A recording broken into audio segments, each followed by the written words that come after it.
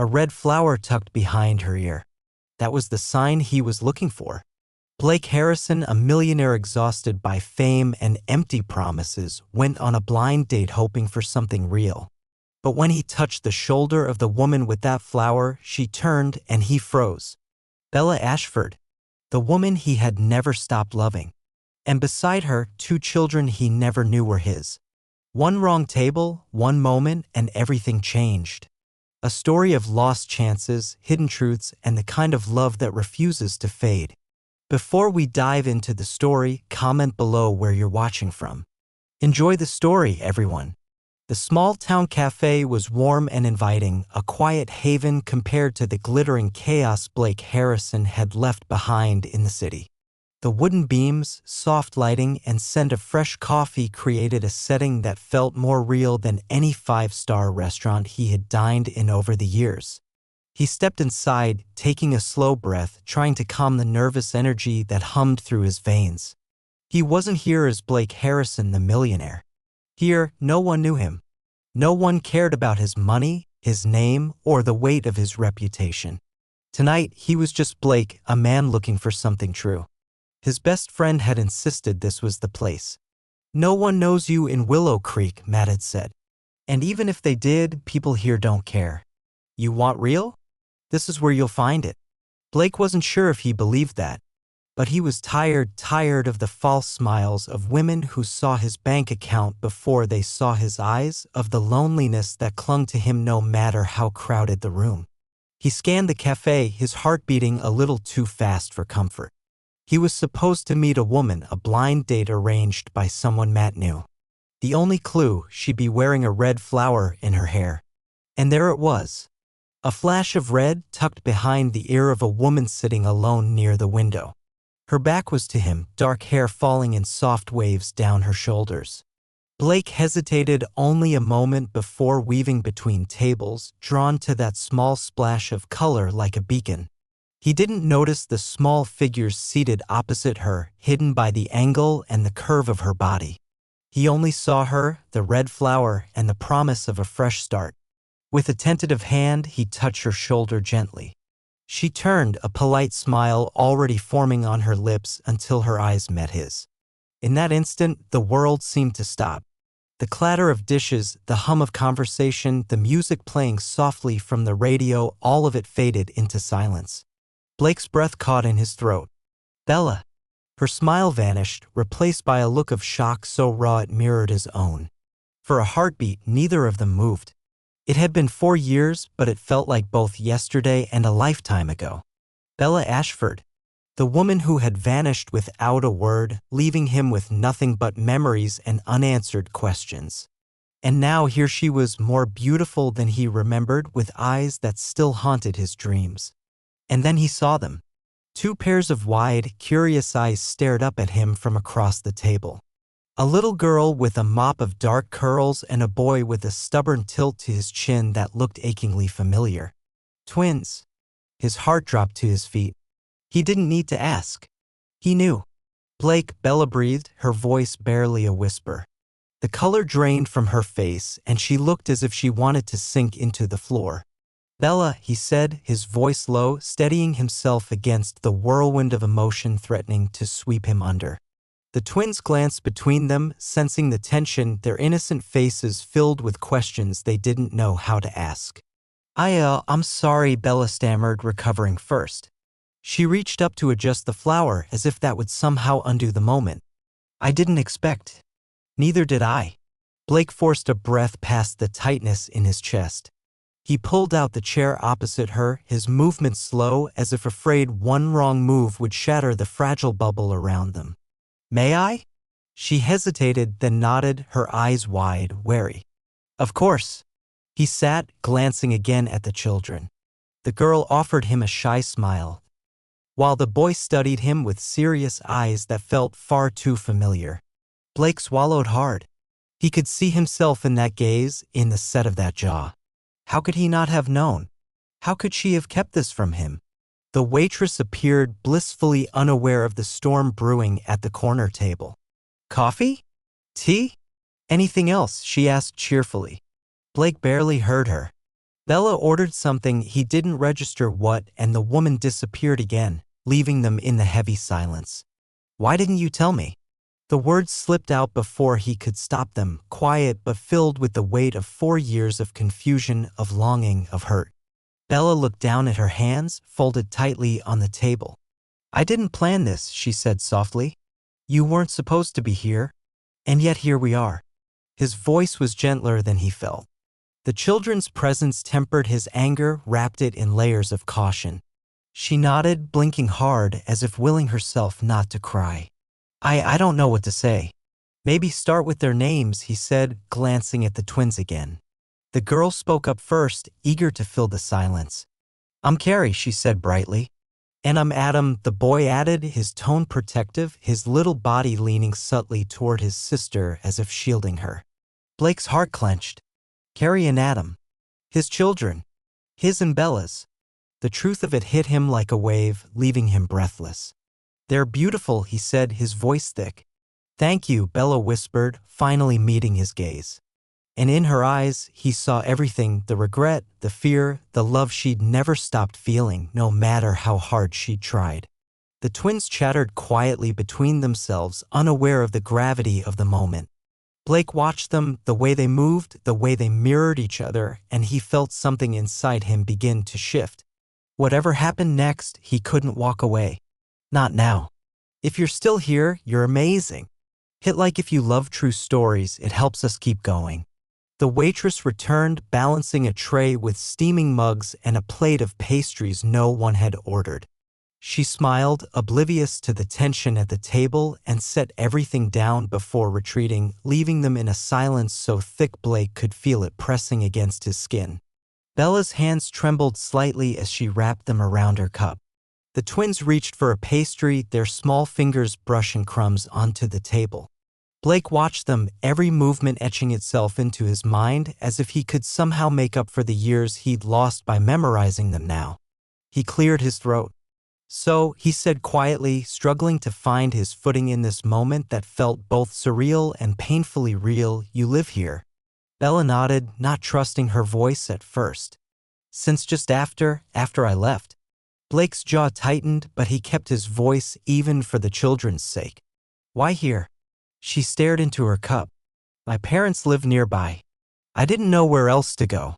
I needed space. Time. Time away from me, he thought bitterly but didn't say it aloud. His gaze drifted back to the twins. Carrie giggled at something Adam whispered, her laughter light and pure. Blake felt the sound wrap around his heart like a string pulling him closer. How old are they? He asked, though he already knew. The math was easy. 4 years. Just like the time she'd been gone. 4, Bella said softly. He nodded, staring at the table, trying to steady the storm inside him. His children. His. And yet he'd missed every first word, every step, every sleepless night and birthday candle. He'd missed it all. Blake, Bella began, but he held up a hand. Not here, he said gently. Not now. Let's not in front of them. She nodded, swallowing hard. The twins watched them curiously, sensing the undercurrent but not understanding it. Blake forced a smile for their sake. So, Carrie, Adam, do you like it here? This cafe? Carrie nodded eagerly. Mommy brings us here when we have good days. Adam grinned. And we get the chocolate croissants. Blake chuckled despite himself. Chocolate croissants? Sounds like a good deal. Carrie tilted her head, studying him with wide eyes. Are you Mommy's friend? The question hit him harder than he expected. He hesitated, glancing at Bella. She looked as lost as he felt. Yes, he said finally, because it was true once and maybe could be again. I'm an old friend. Adam frowned thoughtfully. You look like us. Blake's breath hitched. Bella's cheeks flushed and she reached out, brushing Adam's hair back in a nervous gesture. Adam, sweetie, that's not it. No, it's okay, Blake said softly. He smiled at the boy, at both of them. I think I see a little of me in you two. Bella's eyes glistened, but she didn't let the tears fall. Not here. Not now. They finished the pastries in a blur of small talk and stolen glances. Blake soaked up every word the twins said, every gesture, trying to anchor himself in this new, unexpected reality. When the plates were empty and the mugs drained, Bella reached for her bag, preparing to leave. "I should get them home," she said quietly. "Let me walk you," Blake offered, surprising even himself. She hesitated, then nodded. "Okay." Outside, the evening air was crisp, the sky brushed with the soft pink of a setting sun. They walked slowly, the twins skipping ahead, their small hands clasped together. Blake stayed close enough to hear their chatter, but his attention was on Bella. "You weren't supposed to be here tonight," she said at last, her voice low. "I could say the same to you." His tone wasn't accusing, just tired. "What are the odds?" She gave a small, humorless laugh. Fate has a strange sense of humor. He glanced at her, at the way the light caught in her hair, at the red flower still tucked behind her ear. "Why the flower?" Bella looked down, embarrassed. "A silly habit. I always wear it when I'm nervous. The twins like it." He nodded, though part of him ached at how that simple thing had drawn him to her. They reached the small park that bordered the street where she lived. The twins ran to the swings, their laughter ringing out as they clambered onto the seats. "For years, Bella," Blake said quietly. "For years, and I didn't know." She wrapped her arms around herself as if shielding against his words. "I found out after I left. I didn't come back because I was scared. I didn't want you to think I came for the wrong reasons. For money. For help. I needed to do this on my own." Blake stared at her, the anger he'd carried for so long warring with something softer, something that had never really died. "You should have told me," he said, the hurt raw in his voice. "I know," she whispered. "I know." The twins called for her, breaking the moment. Bella gave him a pleading look. "Please, not in front of them." "Not yet." He nodded slowly. "But we will talk." "Yes," she promised. "We will." They watched the children together for a few minutes more, two people bound by a past too complicated to untangle in one evening, but maybe, just maybe, willing to try. The night air was cooler now, the last glow of sunset fading into a deep blue sky freckled with stars. The town felt quieter, as if holding its breath, watching Blake and Bella from the shadows. They walked side by side, neither speaking at first, listening instead to the creak of the swings and the soft voices of the twins as they made up a game only they understood. Blake's hands were shoved deep in his coat pockets, fists clenched around emotions he didn't know how to release. He stole glances at Bella, at the way the wind played with the strands of her hair, at the tired grace in her posture. She looked different and yet so achingly the same. Stronger, maybe? Quieter. Like she carried the weight of every decision she'd ever made and felt its pull in her bones. "Do they know?" he asked at last, voice low. She shook her head. "No. They don't know you're you. I told them their father was someone I loved very much once. But I didn't give them your name. I didn't want them to grow up feeling abandoned. I didn't want them to think you chose not to be here." Blake stopped walking, stunned by the quiet dignity of her words. "You protected me," he said slowly, realization dawning. "I protected them," she corrected gently. "And maybe you, too. I don't know anymore. I didn't know how to fix what I broke." He exhaled, a long breath that misted in the cold air. "Bella, I would have been there. Every day. For them. For you." "I know," she said, her voice breaking. "I know that now. But back then, I couldn't see past my own fear and pride. I thought I was doing the right thing. I thought if I came back, it would look like I wanted something from you. Your money, your name. And I couldn't bear that. I needed to stand on my own 2 feet." "And did you?" he asked softly, not accusing, just wanting to understand. She nodded, tears glistening in the corners of her eyes. "I did. I opened a little bookshop. I write children's stories at night when the twins are asleep. It's not a lot, but it's honest. And it's mine." He felt something inside him twist. The image of her, alone, building a life from scratch, raising their children without him, fighting her own battles in silence. And he hadn't been there. "Why didn't you let me help?" he whispered. "Because I wasn't ready to let you in," she admitted. "And because I didn't think I deserved it." A soft cry drew their attention. Carrie had fallen off the swing, scraping her knee. Bella was at her side in a heartbeat, murmuring comfort, inspecting the small wound. Blake crouched beside them, his instinct to protect flaring so strongly it almost overwhelmed him. "It's okay, sweetheart," he said gently, pulling a handkerchief from his pocket and dabbing at the scrape. "We'll get you cleaned up." Carrie sniffled but gave him a watery smile. "Thank you." Adam hovered close, watching Blake with a mix of curiosity and admiration. "You're nice," he said simply. Blake's heart broke a little more at the innocent trust in the boy's voice. "I'm glad you think so." They walked the rest of the way to Bella's house together, Carrie in Blake's arms, her head resting on his shoulder as if it belonged there. The small cottage came into view, lights glowing warm through the windows, a wreath on the door that spoke of simple joys and quiet resilience. At the doorstep, Bella hesitated. Would you like to come in? Just for a bit? The twins could use some cocoa, and maybe we could talk." Blake hesitated only a moment before nodding. "I'd like that." Inside, the house smelled of vanilla and old books, of home. The walls were lined with shelves overflowing with well-loved volumes, drawings the twins had made, and little signs of a life built with care. The twins bustled around, excited to show him their favorite toys, their room, their world. Bella moved through the small kitchen, preparing cocoa with practiced hands, glancing at him now and then, as if to reassure herself he was really there. When the twins were settled with their mugs, Blake and Bella sat at the worn kitchen table, the hum of the heater filling the quiet. "I'm sorry," she said before he could speak. "I'm so sorry." He reached across the table, covering her hand with his. "I know. I see that. And I'm sorry too.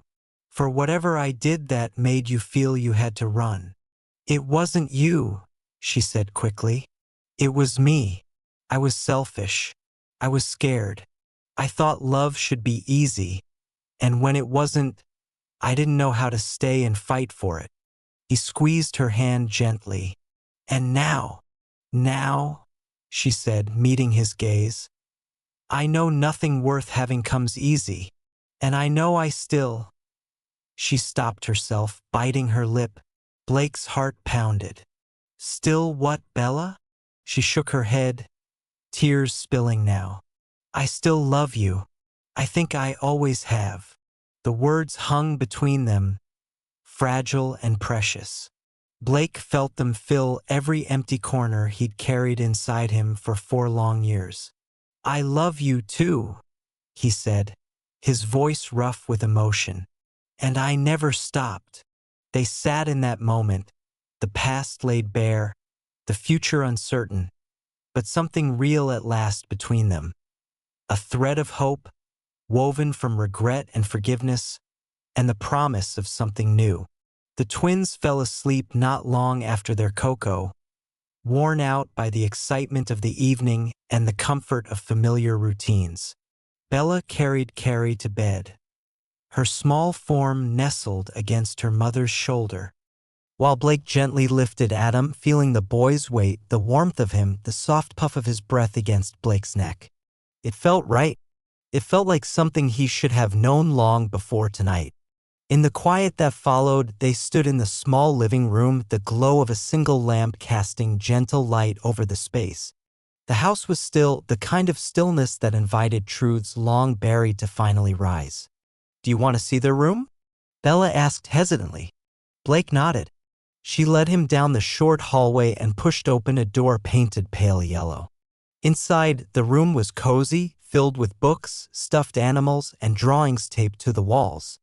A pair of small beds stood side by side, and in each one lay a piece of Blake's heart he hadn't known was missing. He stepped inside, drawn to the simple beauty of it all. On the dresser was a framed photo of the twins as babies, toothless grins and bright eyes. Next to it, a photo of Bella holding them both, tired but radiant. His gaze lingered on it, the ache in his chest deepening. "I missed so much," he said quietly, almost to himself. "I didn't want it to be like this," Bella whispered from the doorway. "I didn't plan for you to find out this way. I thought I could keep everything neat and separate, but life doesn't work like that." He turned to face her. "No, it doesn't. But I'm here now. And I want to know them. I want to be part of this. If you'll let me." Tears slipped down her cheeks, but she nodded. "I want that too. I was just so afraid. Afraid that you'd hate me. That you'd think I used you or that I didn't care." "I never hated you," Blake said, crossing the room to stand in front of her. "I was angry, hurt, lost. But I never hated you. I couldn't." Bella looked up at him, searching his face for signs of doubt or resentment, and found none. Only honesty. Only the man she'd left behind and never stopped loving. They moved back to the living room, settling on the worn sofa, the quiet wrapping around them like a fragile peace. Blake leaned forward, elbows on his knees, trying to find the right words. "Why did you leave, Bella?" "Really?" he asked. His voice was gentle, but the question carried the weight of years. She exhaled, the confession long overdue. "Because I thought I wasn't enough. I saw the world you lived in, all the people, the expectations, the spotlight, and I didn't think I fit. I didn't know how to stand beside you without feeling small. And I was so young, so stubborn. When things got hard, I ran. I thought it was easier to start over than to stay and face what scared me." Blake closed his eyes, the pain of her words mingling with understanding. "You were always enough. I never needed all that. I just needed you." She let out a shaky breath. "I see that now. But I didn't then. And when I found out I was pregnant, I was terrified. I didn't want to come back as some woman begging for help. I wanted to be better first. To prove to myself, maybe more than anyone, that I could be strong. And you were," Blake said, his voice filled with quiet conviction. "You're incredible, Bella. What you've built, what you've done for them, it's more than I can say." Silence settled between them, but it was no longer heavy. It was the kind of silence that came when truth had been spoken and wounds had begun to close. "I don't know what happens next," she admitted, brushing at her cheeks with the back of her hand. "Neither do I," Blake said. "But I want to find out. With you. With them." She looked at him, really looked, and saw the man she'd fallen in love with all those years ago, the same man, but stronger now, tempered by loss and longing. And maybe she was stronger too, ready at last to stop running. "Okay," she said softly. "Okay." They stayed like that for a long time, side by side on the sofa, the past between them but no longer a wall. Outside, the town slept, unaware of the small miracle unfolding behind the cottage windows, the miracle of two people finding their way back to each other, step by hesitant step. When Blake left that night, it was with a promise to return. And as he walked the quiet streets back to his hotel, he felt lighter than he had in years. The weight of what had been was still there, but now it was shared. And with that sharing came hope. The next morning dawned soft and gray, clouds hanging low over Willow Creek, promising rain that hadn't yet arrived. Blake woke early, unable to stay still in the quiet of the small inn where he'd spent the night. His mind was full of images, the way Carrie had curled against him on the walk home, the protective tilt of Adam's chin, the tremble in Bella's voice as she spoke the truths she'd held inside for so long. He found himself outside the bookshop before he'd fully decided to go. The little storefront was charming, with hand-painted signs in the window and a display of children's books beneath a string of paper stars. The open sign hung slightly crooked, and he smiled at the small imperfection that made the place feel real, lived in. Bella spotted him through the glass before he entered. She was arranging a stack of new arrivals, her hair pulled back in a loose braid, a soft sweater draped over her shoulders.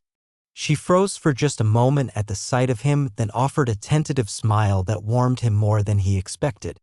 "You're up early," she said as he stepped inside, the bell above the door chiming softly. "I couldn't sleep," Blake admitted, glancing around the cozy space. The walls were lined with shelves that bowed slightly under the weight of their treasures, and the air smelled of paper and coffee. "I thought I'd see your shop." "Well, here it is," she said, spreading her arms as if presenting a palace. "It's perfect," he said honestly. "It's you." Her cheeks colored faintly. "Thank you. It's small, but it's mine. It helps pay the bills. And I like it." A thump and a giggle drew their attention to the back room, and a moment later Carrie and Adam came racing out, still in pajamas, their hair tousled from sleep. "Daddy!" Carrie cried, her face lighting up as she ran to him. The word hit him like a tidal wave. He crouched just in time to catch her in his arms, holding her close, his heart threatening to burst. Adam approached more cautiously but with clear delight in his eyes. "Is it okay if I call you that?" Carrie asked, suddenly shy. "I always wanted a daddy." Blake's throat tightened. "It's more than okay, sweetheart. I'd like that very much." Adam grinned. "Me too." Blake pulled them both close, overwhelmed by the simple, fierce love he already felt for them. He looked up at Bella, who watched them with tears in her eyes, her hand pressed over her heart. "I didn't tell them to say that," she whispered. "I swear." "I know," Blake said. "I know." They spent the morning together, the four of them, as if making up for lost time. Blake read stories aloud in the corner of the shop while the twins leaned against him, laughing at silly voices and pointing out their favorite pictures. He helped them set up a little fort between two bookshelves, watched as they invented an imaginary world of dragons and heroes. Bella worked quietly, watching them from behind the counter, her heart aching with a strange mix of joy and sorrow. She had imagined this 1,000 times in quiet moments, Blake with the twins, laughter filling the spaces she tried so hard to keep safe. And now it was real. When lunchtime neared, Blake offered to take them all out. They walked to the small park again, a basket of sandwiches and fruit in hand, and settled on a blanket beneath a large oak. The twins played while Blake and Bella really talked, for the first time in years. He asked about the early days, the sleepless nights, the first steps he'd missed, the small victories, and the harder moments. She told him everything, holding nothing back. And he listened, drinking in every detail, hungry for the pieces of their lives he hadn't been part of. And in return, she asked about him. About the years he'd spent lonely, surrounded by people who wanted his wealth but not his heart. About the women who smiled for the cameras but never saw the man behind the suits. He told her about the nights he'd stared out over the city, wondering what he'd done wrong, why she'd left, and whether he'd ever stop missing her. "You never stopped loving me," she said quietly. More a statement than a question. He shook his head. "I tried. I couldn't." "I didn't stop either," she admitted. The twins returned, breathless from their games, and flopped onto the blanket between them, giggling.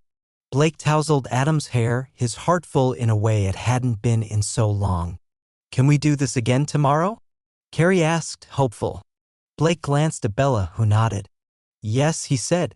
"We can." And in that moment, beneath the wide sky and the gentle shelter of the oak, it felt like the first true step toward a future none of them had dared to dream. The days that followed settled into a rhythm that felt at once new and familiar. Blake found himself returning to the bookshop each morning, welcomed by the scent of coffee and ink, by the bright eyes of Carrie and Adam, and by Bella's soft, uncertain smile. The weight that had pressed on his chest for years felt lighter in their presence, as if the simple joy of reading stories, sharing lunches, and watching the twins chase each other through the park could heal wounds too long ignored. But beneath the surface of these quiet moments lay a tension neither Blake nor Bella could deny. There was so much left unsaid, so much that needed to be faced before they could truly begin again. One evening, after closing the shop, Bella invited Blake to stay for dinner. The twins were already asleep, worn out from a day of games and laughter. The house was quiet, the soft glow of the kitchen lamp casting warm pools of light across the table. Bella set down 2 plates of pasta and sat across from him, nervously tucking a loose strand of hair behind her ear. Blake watched her, remembering how that small gesture had always made his heart ache with tenderness. "This is nice," he said gently, trying to ease the tension. "Thank you." She smiled faintly. "I'm glad you're here." They ate in companionable silence for a few minutes before Blake set down his fork, unable to hold the words in any longer. "Bella, we need to talk about what happens now." She met his gaze, her expression guarded but open. "I know. I want to be part of their lives. Fully. Not just visits and picnics. I miss too much already." His voice was steady, but beneath it was a plea, a raw edge of longing. "I want that too," she said quietly. "I want them to have you. They deserve that. You deserve that." He leaned forward. "And what about us?" The question hung between them, fragile and dangerous. "I don't know," she admitted, her voice barely above a whisper. "Part of me wants to say we can pick up where we left off. But the other part, the part that remembers how badly I handled everything, is scared. I don't want to hurt you again." Blake reached across the table, covering her hand with his. "We're not the same people we were then. I think we both know that. And I don't want what we had. I want what we could have now. Something stronger. Something honest." Tears welled in her eyes, but she didn't look away. "I'm so sorry I left. I thought I was doing what was best, but I see now how much damage I caused. I thought I was protecting us, but really I was protecting my pride." "I was stubborn too," Blake said, his thumb brushing over her knuckles. "I should have come after you. I should have fought harder. But I let my own pride stop me." They sat like that, hands clasped across the table, the air between them thick with emotion. "I don't want promises right now," Bella said at last. "Not the kind we can't keep. But maybe we can take this one day at a time. For us. For them." Blake nodded, relief flooding through him. One day at a time. The rain began softly, tapping against the windows, a quiet rhythm that matched the beat of hope in his chest. He stayed until the storm passed, and when he left, it was with the promise of breakfast the next morning, a small step, but the right one. But not everything could stay simple. The next afternoon, as Blake walked through town with the twins, a sleek black car pulled up beside him, the window sliding down to reveal a familiar, unwelcome face. Blake Harrison came, the smooth voice of a man who had once called himself a friend. "Imagine finding you here." Blake stiffened. The happiness of the day shadowed by the sudden intrusion. "Not now, Victor," he said quietly, glancing at the twins. Victor smirked. "I see you've been busy. New family? Or is there some scandal I should know about?" Blake's jaw tightened. "Go away, Victor." But Carrie and Adam watched the exchange with wide eyes, sensing the tension. "Who's that, Daddy?" Adam asked softly. "No one we need to worry about," Blake said, placing a protective hand on each of their shoulders. Victor's eyes gleamed with interest. "Daddy? Oh, Blake, you do like surprises. I wonder what the press would make of this little secret." Before Blake could respond, Victor's car rolled away, leaving behind the bitter taste of old rivalries and new threats. That evening, Blake told Bella what had happened, his voice tight with frustration. She listened, worry clouding her face. "Do you think he'll say something?" she asked. "I don't know," Blake admitted. "But I won't let him or anyone else use this to hurt you. Or them." Bella touched his arm.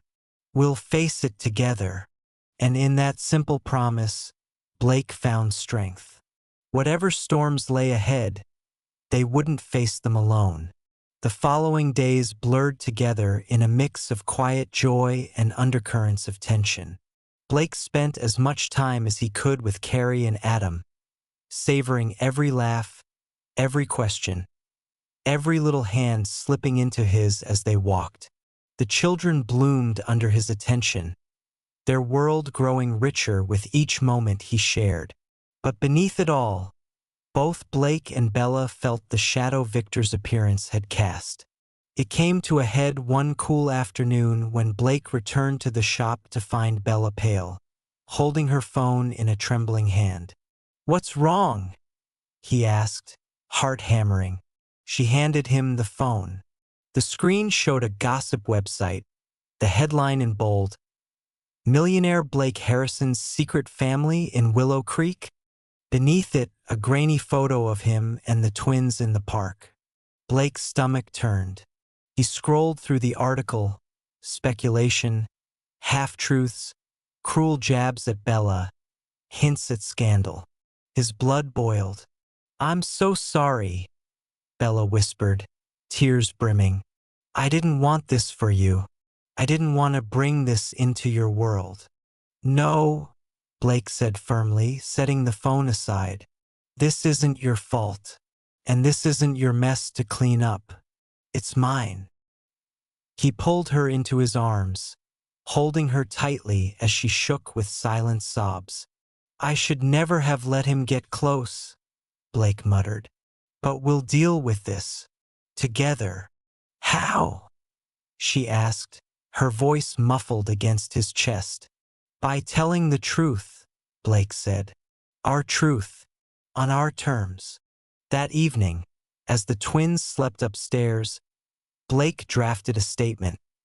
Simple, honest.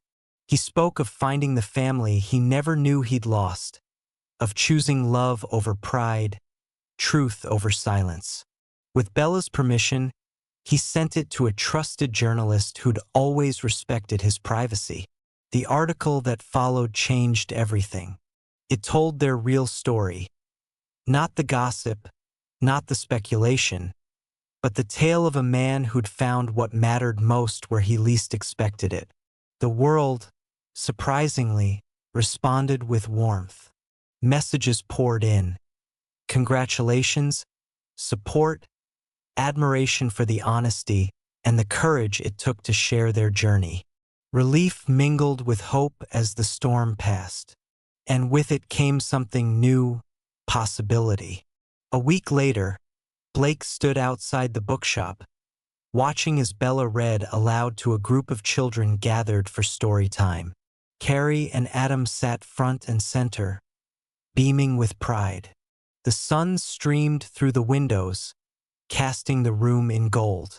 He felt peace settle in his chest, deeper than he'd felt in years. When the reading ended, Bella spotted him and smiled, real, radiant, unguarded. He stepped inside, heart racing as it always did when he saw her. "Hi," she said, brushing a lock of hair behind her ear. "Hi." He took her hand, lacing his fingers through hers. "Walk with me." They strolled through town, the air crisp and clean, their steps unhurried. The world felt quieter, as if granting them this space to just be. "I've been thinking," Blake said finally, "about us, about what I want." Bella glanced at him, heart pounding. And I want to build a life here. With you. With them. Not just visits. Not just moments stolen between obligations. I want real.